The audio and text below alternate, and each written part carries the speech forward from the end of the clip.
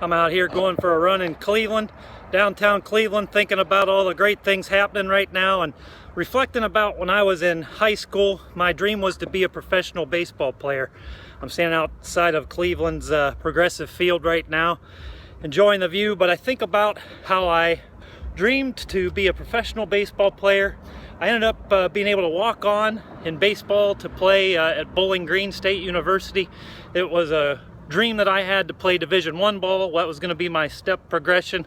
And well, about 3 weeks into the practice, the coach took me up into the stands. He said, "Andy, I got to congratulate you on making the team, the fall team," he clarified. He said, "But I got to be honest, we've recruited 2 more men than we needed for this team, and we took you and another walk-on for the team." And he said, "You know, have you ever seen the movie Rudy?"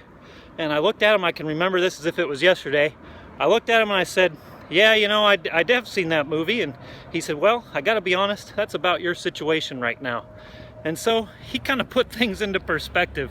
I don't know that I really wanted to be Rudy. My goal also was to become a physical therapist if professional baseball didn't play out. So that led to a tough decision. But it reminds me of broken dreams, things that we hoped for at one time in our lives that things just didn't come true. A lot of our patients are battling dizziness. People didn't imagine that they would be going through the things that they're going through, and that leads us to a sense of anxiety and depression and frustration, and that can trigger the sympathetic nervous system to just kick in and wreak havoc on people's lives. As physical therapists doing vestibular rehab, we have a lot to offer our patients. To spend time with them, educating them that we understand, we've been through it.